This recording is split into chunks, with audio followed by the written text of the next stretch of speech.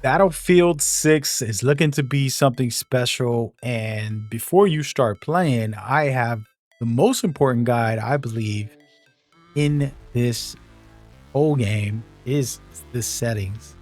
And I got some mathematicians, some wizards, some top players, and even a developer helping out with the settings. So we ended up putting all that information together and providing you this guide that I'm going to offer. So lock in and let's do it. We're going to go straight down the rabbit hole through all of this details. Here we go.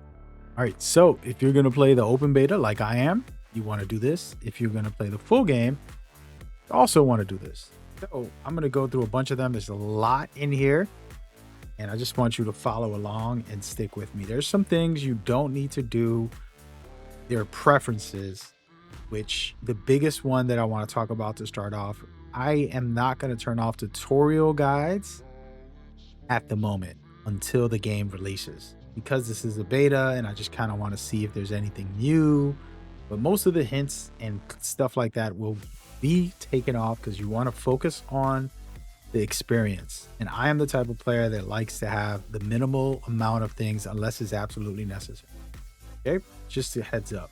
All right, so we're going to start off with accessories. We're going to go through each of these categories. I have this on custom because you definitely want to customize your colors. This is the first thing that we go to, and it is somewhat on default, but what I like to do is brighten the colors and make them a little bit darker, and that just helps see better. And even with the reds, you don't want them to be light. You want them to be full bright red as high as possible. Okay, so that's important. And from there, you'll be good. One thing that I will note personally, I like my squads the way the natural colors are. If you want to change anything, I mean, maybe make the enemies pink just so that it can stand out. But everything else, pretty organic in the setup. I just like making the colors very distinguished.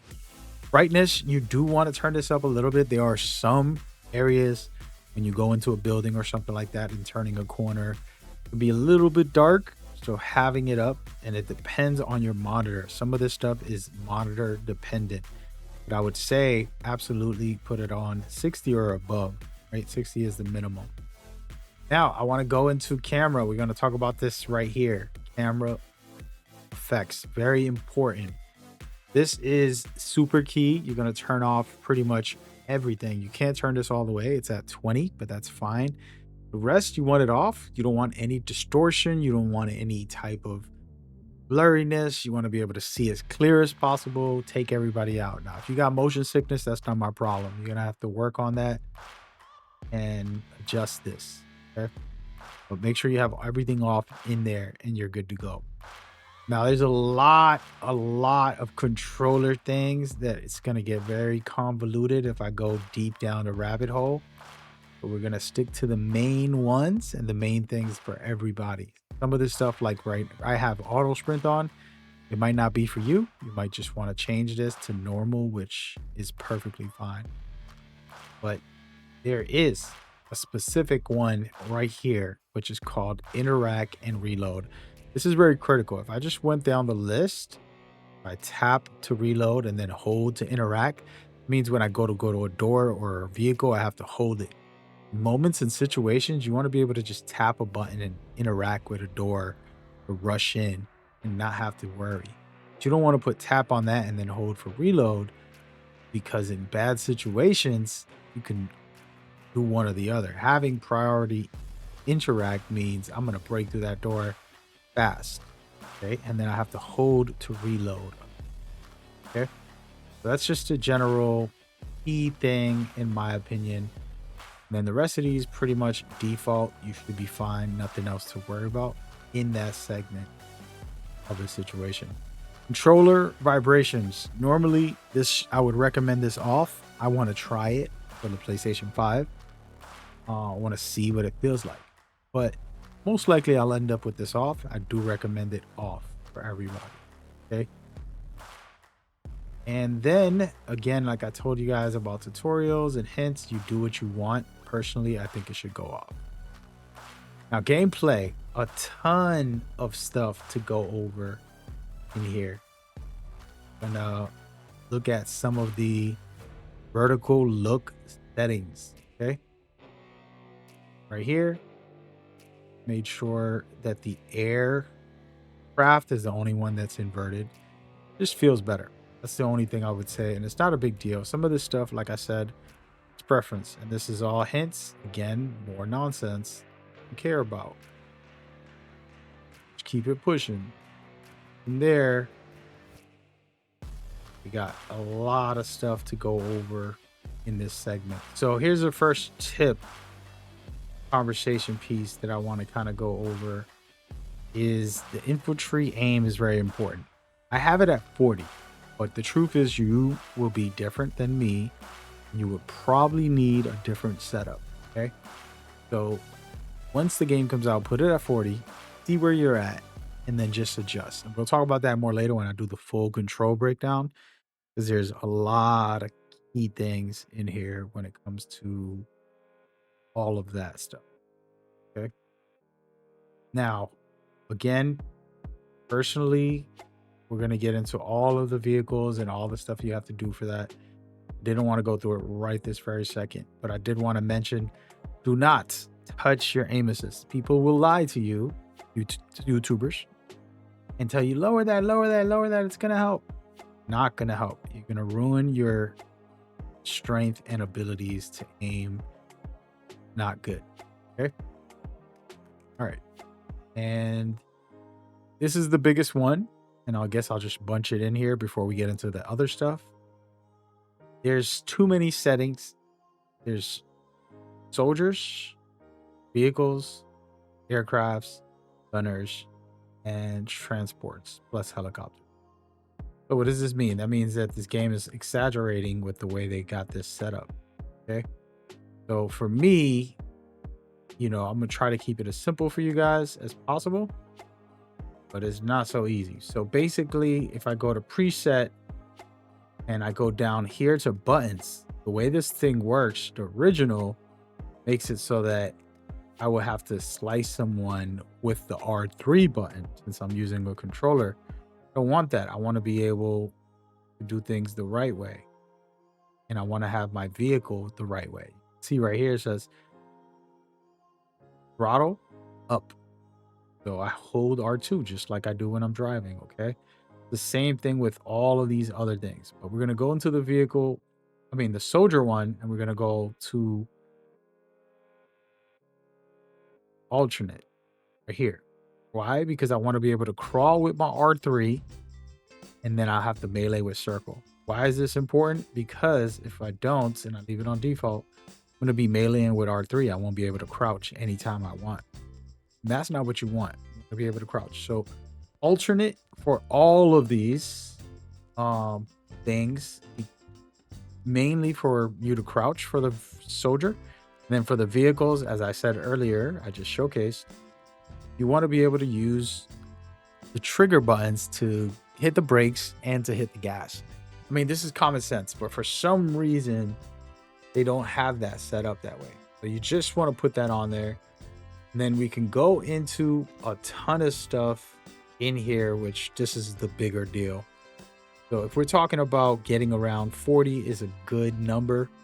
You'll fix that as you go along, but that's the number.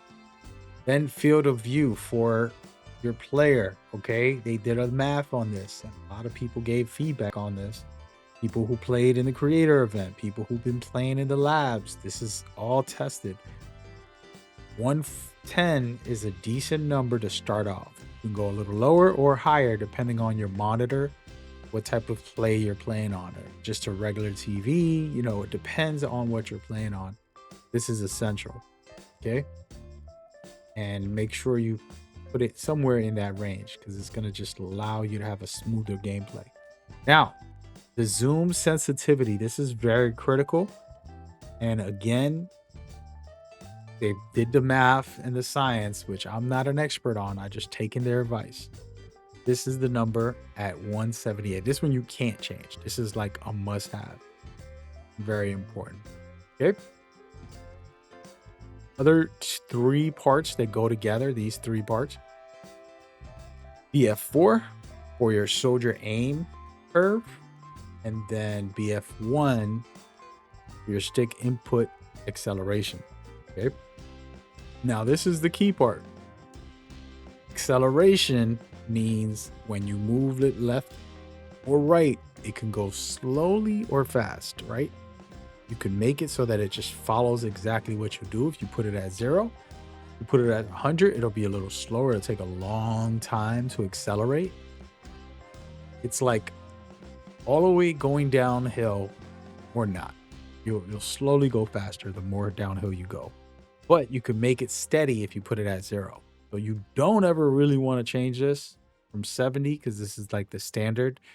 But I'll explain more as we go down some of the other mechanics. It's only like 2 things you want to touch, which would be your infantry sensitivity to speed up your aim, and then acceleration only if we need to change something else in a minute. But those are the key things in here.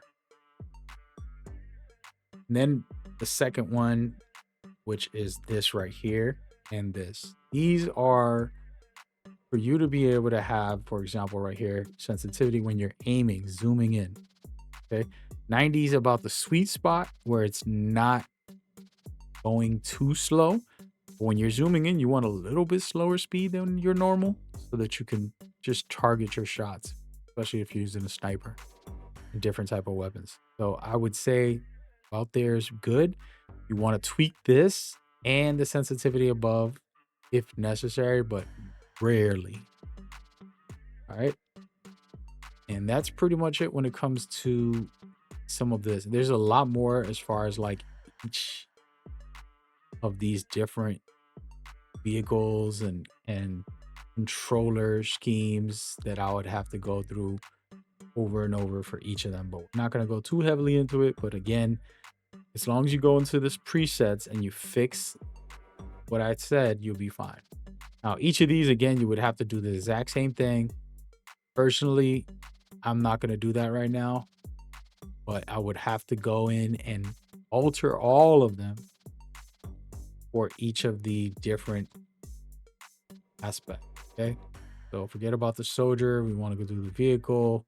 We'll just go in here, change the settings for the vehicle, get a little crazy with it. But we're not going too deep into each of these separately. All you wanted to do is change what I said, so that way you're able to be fine. If you're a mouse and keyboard, we're not going to touch this other than what I said, more or less.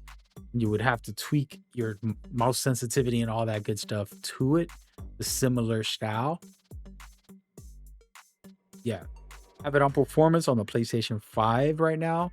Do have the game downloaded on PC as well, but I'll probably be playing on the PlayStation 5 to hang with friends or family and stuff.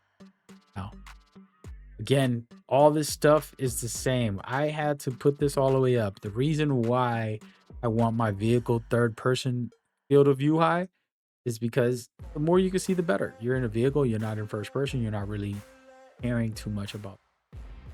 Okay, have it as wide as possible.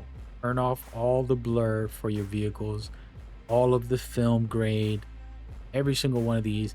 Just gonna let you see more clearly and see more of the game rather than trying to make it cinematic or worry if you got motion blur. If you do got motion blur, I get it. Then go ahead and turn these back up. That's a preference again. Now I want to talk about the HUD. I love this HUD system. Look at they're making it so that you don't get no blur in the motion HUD. I mean the HUD motion. And then you have all this cool stuff with the HUD that you can modify. Sweet. To your liking. Okay. Put on whatever you're feeling. Personally, I like the a little bit of transparency on some of these. So I like to do that as much as I possibly can. So for example, there's things that I would tweak right here, the big map. Some of this will be tweaked, but again, this is going to be preference. Up to you on your choices on this. Again, we'll go into detail. If you really wanted to go down that rabbit hole, I can get into like, okay, this is what I would do with that. But personally, leave it where it's at. But I did change this icon intensity. I wanted it lower. The HUD icons are very important for me personally. I started tweaking some of the things that I think could be helpful. For example, objective, I don't need it too high. And then I also changed the transparency.